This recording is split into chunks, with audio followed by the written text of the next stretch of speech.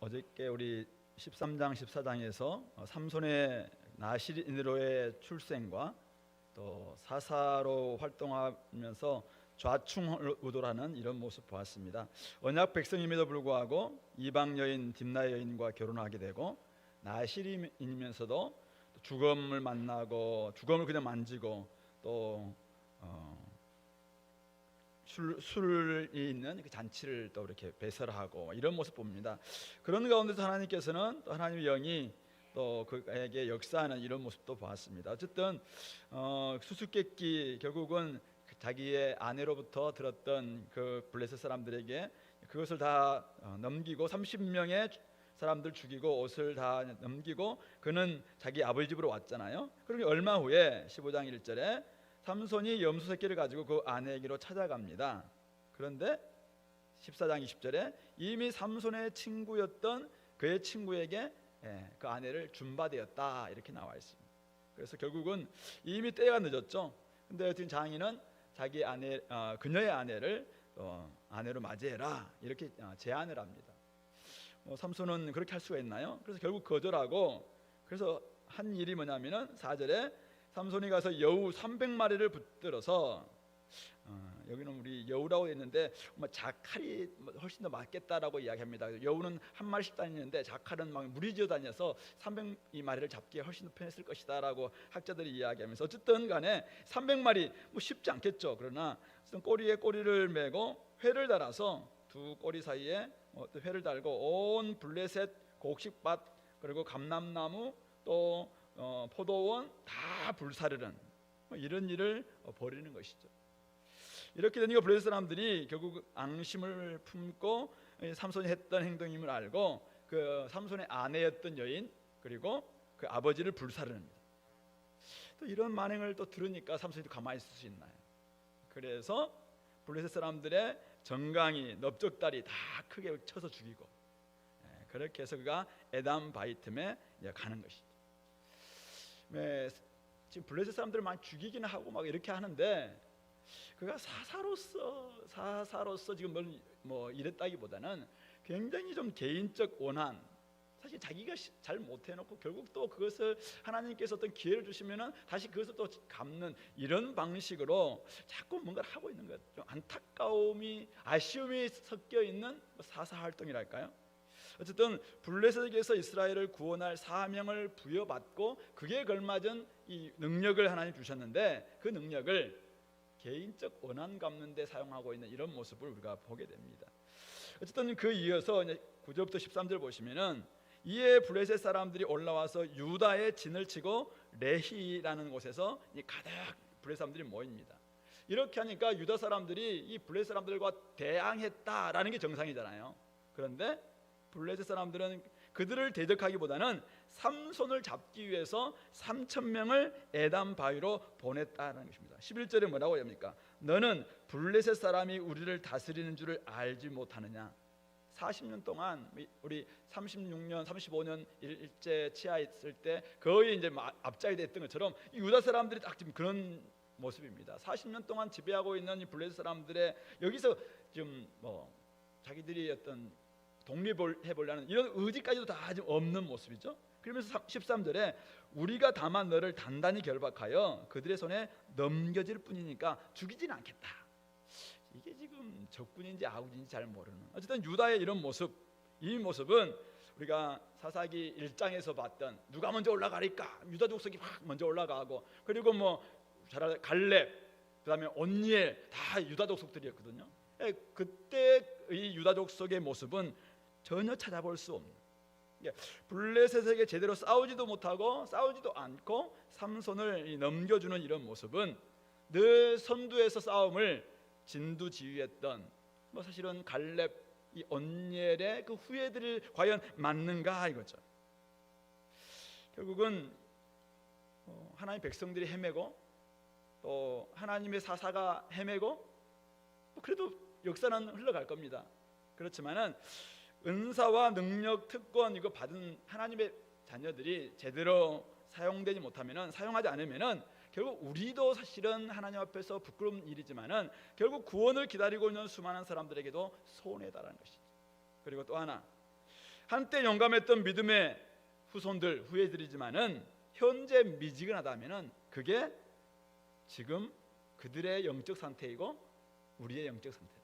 옛날에 아무리 잘났어도 지금 헤매고 지금 전혀 능력 없이 빚도 없이 살아간다면은 그게 지금 우리의 영적 상태이지, 과거와 현재를 딱 같이 플러스해서 평균 내는 게 우리의 영적 상태 아니라는 것이죠. 그러므로 오늘 혹시 우리가 이 시대, 이 세대, 결국 그에 맞는 전략을 지금 우리가 좀 연구하고 또 뭔가를 좀 하려는 이 마음들이 있다면 그 연구하시기 바랍니다. 그러나 중요한 것은 제대로 한번 이 시대와 이 세상과 한번 싸워볼 수 있는 영적 군사가 되지 않겠냐. 오늘 우리 이 유다 지파를 보면서 너무너무 안타까움과 아쉬움이 남는 것이죠. 이런 가운데서 하나님은 14절부터 20절 삼손에게 역사하는 것이죠. 그래서 삼손에게 여호와 영이 삼손에게 갑자기 임합니다. 그러니까 팔 위에 밧줄이 불탄 삼같이 떨어졌다. 14절 그렇게 이야기하고, 이 모습은 마치 지금 하나님께서 매복 작전 하시는 것 같아요. 삼손에게 갑자기 있다가 지금 블레셋 사람들이 많이 와 있는 이런 틈을 타서 갑자기 막 새벽에 매복하였던 것처럼, 이전에 우리 기드온 300용사가 나팔을 불었을 때 하나님께서 막 역사했던 것처럼 오늘 이 삼손의 이런 모습 속에서 하나님께서 막 역사하고 있거든요. 그때 삼손이 나귀의 새 턱뼈로 천명을 죽입니다. 딴 때는 안 보였던 건데 이번에 그 나귀의 새 턱뼈, 그러니까 이제 막 신선한 턱뼈라는 거예요. 신선한 턱뼈가 뭐죠? 조금 전에 죽었던 나귀란 말이죠. 그러면은 또 죽음을 만진 거죠. 하나님께서 역사하시는데 또 나귀 턱뼈, 새 턱뼈, 죽음을 막 해치고 그거 가지고 지금 싸우는 거잖아요. 어쨌든 본인은 지금 나시린이고 뭘 해야 되고 뭘 안 해야 되고 이거 사실은 좀 잘 몰라요. 어쨌든 하나님이 역사하면은 거기는 힘 나와 노는 게 힘이니까 그거 가지고 막 쓰는 거예요 지금. 어쨌든 하나님께서 승리하게 합니다. 그래서 그가 라맛 레히라는 이름을 붙이죠. 턱뼈의 산이다. 굉장히 엄청난 많은 이렇게 시체가 있으니까 거기에 이제 턱뼈의 산이다 이렇게 이름을 붙입니다. 그러고 나니까 갑자기 목마른 거죠. 그래서 하나님께 부르짖습니다. 그때 하나님께서 우묵한 곳을 터뜨리셔서 또 샘이 솟게 합니다. 그 엔학골에 부르짖은 자의 샘이라는 이름을 그가 짓는 것이죠. 하나님께서 거기서 나오는 이 샘을 통해서 다시 한번 그가 부르짖고 목마릅니다 하실 때 하나님이 그를 채워주시는, 그는 이렇게 20절 삼손이 이스라엘 사사로 20년 동안 이렇게 지냈다라고 지금 사사기 기자는 적고 있는 것 같습니다. 람핫 레히 엔학골에 높이 솟은 턱뼈의 산, 그리고 우묵한 곳에서 솟아나는 샘물.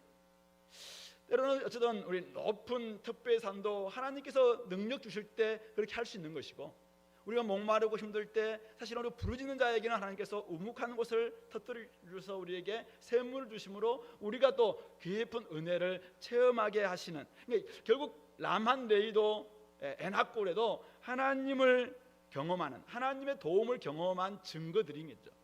그러나 때로는 오늘 이 삼손 같은 경우는 16절에 자기가 나귀의 턱뼈로 한 더미 두 더미를 쌓았으며 나귀의 턱뼈로 내가 1000명을 죽였도다. 굉장히 높은 산들을 보면서 자기의 어떤 능력이랄까요, 자기의 성취와 이런 것들을 막 자랑하는 이런 유혹들이 우리 가운데 있는 것 같아요. 하나님의 능력 주셔서 우리는 뭔가를 이룰 수 있어요. 그러나 그것은 다 하나님께서 하신 것이죠. 그러나 우리 거기에서 내가 뭔가를 했다라는 자꾸 높이 쌓여있는 이걸 바라볼 때 그렇게 우리가 생각할 수 있는데, 결국 우리는 늘 엔학고레가 필요한 사람들입니다. 어떤 우묵한 곳에서 하나님께서 터뜨려 주셔서 거기에서 우리가 물을 마시지 않고서는 늘 목마를 수밖에 없는 그런 존재가 바로 우리들이 아닌가라는 것이죠. 그러므로 혹시 저와 여러분들 오늘도 하나님의 손길과 도우심이 없으면 우리는 지칠 수밖에 없는 연약한 인간이라는 사실들을 늘 기억해야 합니다. 하나님 앞에 나와서 우리가 겸손히 부르짖는 기도, 이것을 우리가 해야 되는 이유가 무엇입니까? 때로는 우리가 하나님의 은혜로 람한 레이를 경험할 수가 있습니다. 우리가 열심히 세상 가운데 살아가면서 많은 턱뼈의 산을 우리는 쌓아 놓을 수 있습니다. 여기저기에서 교회에서도 그렇고 직장에서도 가정에서도 여러분들 캠퍼스에서도 많은 턱뼈의 산, 내가 한 것 같은 느낌들이 드는 이런 턱뼈의 산을 우리가 사실은 경험합니다. 하나님의 은혜죠. 하나님이 능력 주실 때 우리는 할 수 있는 것입니다. 그러나 부르짖은 자의 기도 셈에서 나오는 하나님의 그 채우시는 애낙고래를 경험하지 않고서는 그것이 내 것인 것처럼 우리 착각한다는 것이죠. 하나님 안에서 우리는 연약할 수밖에 없는 존재구나. 우리는 에노스, 우리는 죽을 수밖에 없는 존재구나라는 것을 경험하면서, 연약한 인간임을 경험하면서 언제나 하나님 앞에 나와서 부르짖는 기도를 할 때, 바로 이 모든 것들은 하나님이 힘 주실 때, 하나님이 능력 주실 때, 하나님이 오늘도 은혜 공급해 주실 때 내가 살아갈 수 있는 존재구나 라는 것을 깨닫게 될 것이고, 그렇게 하면서 우리를 통해서 하나님은 구원의 역사를 조금씩 확장하여 나간다는 사실을 꼭 기억하시기 바랍니다. 그리고 16장, 이제 삼손의 정말 죽을 때까지 나신으로 바쳐졌던 삼손이 어떻게 또 넘어지고 있는가. 1절부터 3절에 보면 가사로 갑니다. 거기서 한 기생을 보고 그에게로 들어갑니다. 여기에 기록되어 있는 이 기생이라는 히브리어로 조나라는 단어인데 세속적인 창녀를 이야기한답니다. 그러니까 종교적 관련된 그 원래 이방 신전에 있었던 그 창녀들은 카데쉬라는 단어를 쓰는데, 여기는 어쨌든 조나라는 단어를 씁니다. 그냥 세속적으로 그런 창녀집에 또 간 겁니다. 지금 이 삼손은 남아도는 힘을 감당을 못하고 있는 거예요. 그래서 그가 그냥 지금 엄청 힘이 많은데 도덕적 윤리적 기준은 너무 바닥인 이런 모습을 또 보이는 것이죠. 그래서 그곳에 밤중까지 누워 있다가 이제 막 매복하고 또 밖에서 그를 죽이려고 하는 사람들이 새벽까지 기다리는 것을 듣고는 어떻게 합니까? 한밤중에 일어나서 3절 보니까 성 두 문짝, 또 두 문설주, 문빗장 다 빼가지고 어깨에 둘러매고 어디까지 가요? 헤브론 앞에까지, 헤브론 앞 산 꼭대기까지 갔다. 궁금했습니다. 왜 간 거예요? 도대체 왜 가는 거예요 여기요? 어쨌든 유다 지금 남아도는 힘을 감당 못하니까 어쨌든 한 64km 한밤중에 지금 차 타고 가는 거 아니에요 지금? 들러매고 지금 64km. 내가 보면서 이 사람 도대체 왜 이러는 거야? 아마 이런 생각이 들었어요. 어쨌든 넘어진 거예요. 또 그 다음 어떻게 됩니까? 이후에 그래서 이제 정신 차리고 내가 여자한테 약하구나, 안 가야죠. 또 어디 갑니까? 소래 꼴짜기 가요. 들릴라 이름하는 여인에게 그때는 이제 아예 사랑했다라고. 사랑했다. 대단한 삼손입니다. 어쨌든 블레셋 5 방백들이 들릴라를 돈으로 매수하죠. 얼마씩 준다냐면은 은 1,100개씩 주겠다. 5 방백이 은 1,100개씩 주겠다. 5,500개. 이게 따져보니까 노예값으로 275명의 노예값이라고 합니다. 그러니까 엄청난 돈을 이 들릴라에게 주면서 매수를 한 거죠. 그러니까 들릴라가 돈 받고 가만히 있겠습니까? 그러니까 온갖 수상 방법을 가리지 않고 6절부터 14절에서 계속 삼손을 조르는 거죠. 그때 삼손이 이 마음을 빼앗겼어요. 그러니까 이제 여인에게 마음을 빼앗기니까 감당이 안 됩니다. 그래서 처음에는 좀 거짓말을 치죠. 새 활줄 7가닥을 나한테 묶으면 된다. 안 되는 거죠. 또 7절 11절에 쓰지 아니한 새 밧줄들 그 가지고 나를 묶으면 나의 힘이 없어진다. 또 거짓말이라는 거 탄로납니다. 그리고 마지막 13절에 머리털 7가닥에 배틀의 날실에 섞어서 짜서 나를 묶으면 나는 힘이 없어진다. 머리털까지 나왔습니다. 머리털까지 나왔어요.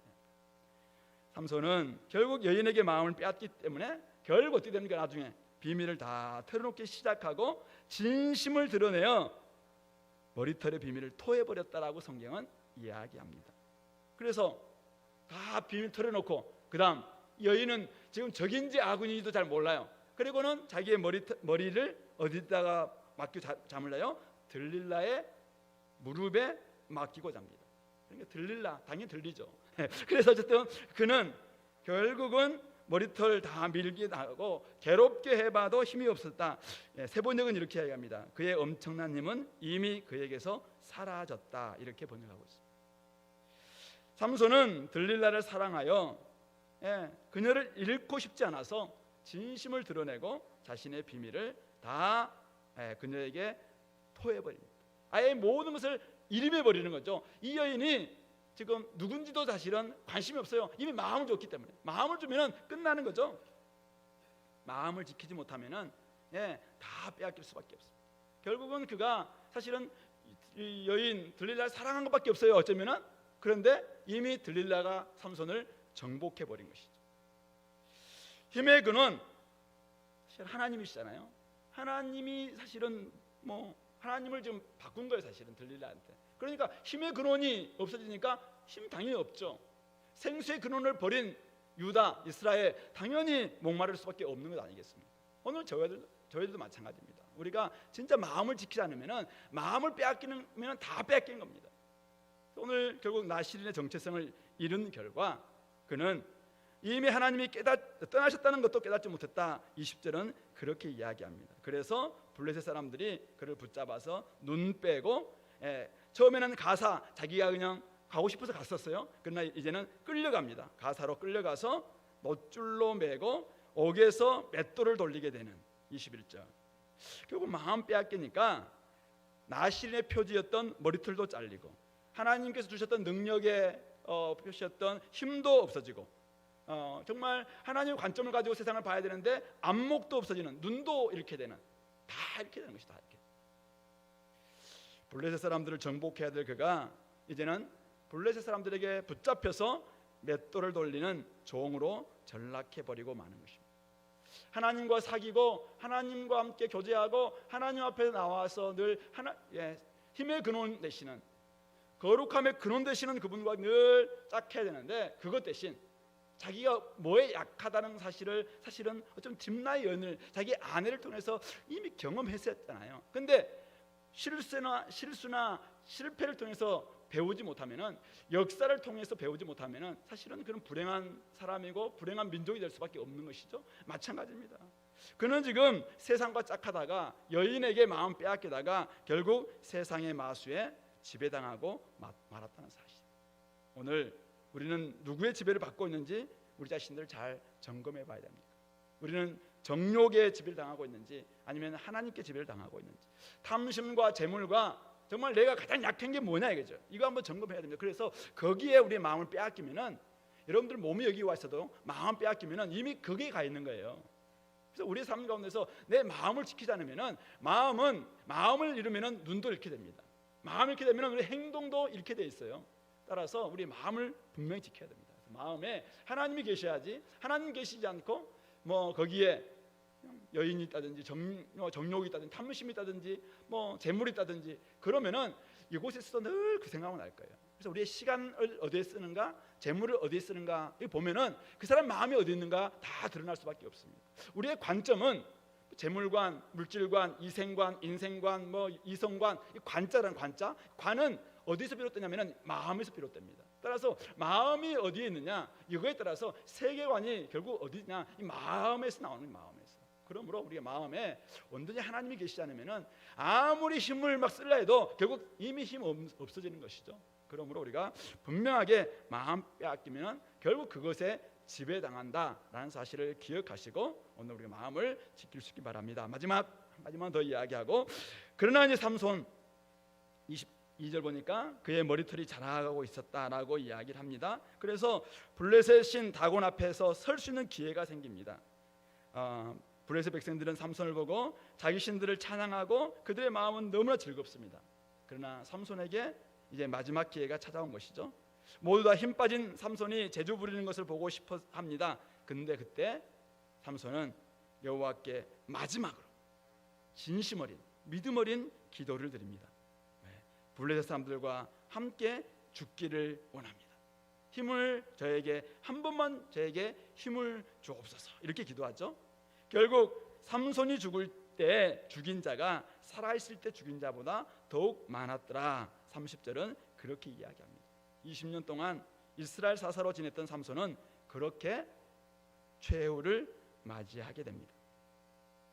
삼손은 하나님의 은혜로 받은 나실인의 정체성, 그리고 사사로서의 사명을 부여잡고 정말 가열차게 하나님 바라보며 하나님과 교제하며 살았어야 했습니다.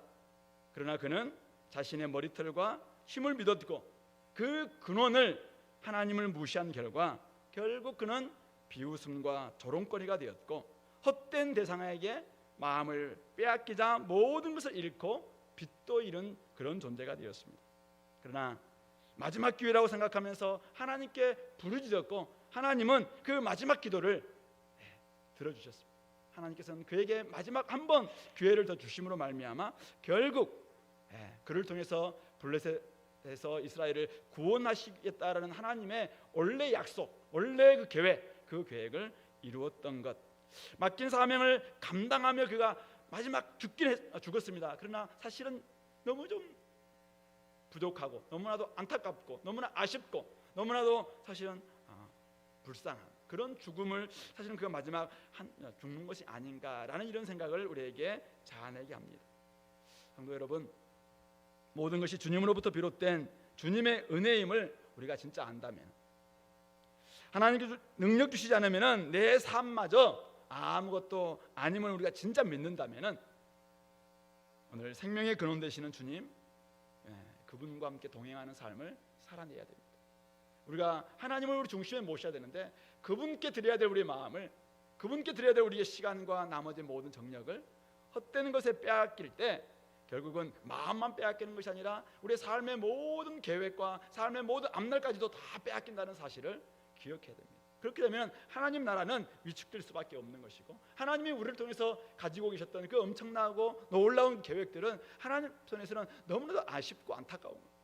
물론 마지막 하나님이 끝까지 어쩌도 우리를 구원하셔서 부끄러운 구원 받을 수도 있어요. 그러나 우리가 사실은 우리 지금 힘 있을 때, 나중에 우리 50대 후반 막 60대만 돼도 조금 막 여기저기 아파하고 막 그렇게 하거든요. 그러나 우리 좀 지금 안 아픈 때, 뭘 먹어도 막 괜찮고 이럴 때 어쨌든 우리가 좀 힘을 내서 주님의 일을 더 좀 멋지게 할 수 있었으면 좋겠습니다.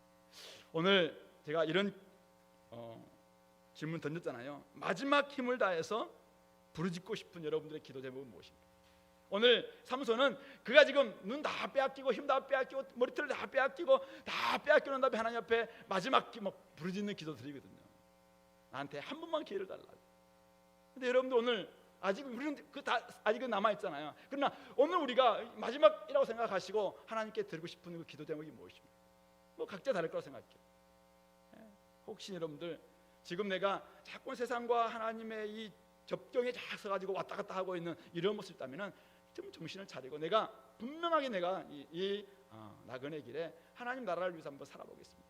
내가 이제는 내일 모레 40이 되는데, 내일 모레 내가 뭐가 되는데, 이제 내가 이 마지막 때를 이렇게 한번 멋지게, 올해도 얼마 남지 않았는데 이 2달 남은 기간, 2달도 안 남았네요. 이 남은 기간 좀 멋지게 내가 좀 하고 하나님께서 주셨던 그런 열매들을 거두게 해달라고 그렇게 기도하면서 좀 나아갔으면 좋겠고, 어쨌든 주님의 임재 가운데 살면서 주님께서 우리에게 맡겨주신 그 사명, 그런 계획들 정말 충성스럽게 감당할 수 있는 우리 종들 다 될 수 있길 바랍니다. 같이 기도하겠습니다. 하나님 아버지, 은혜를 감사합니다.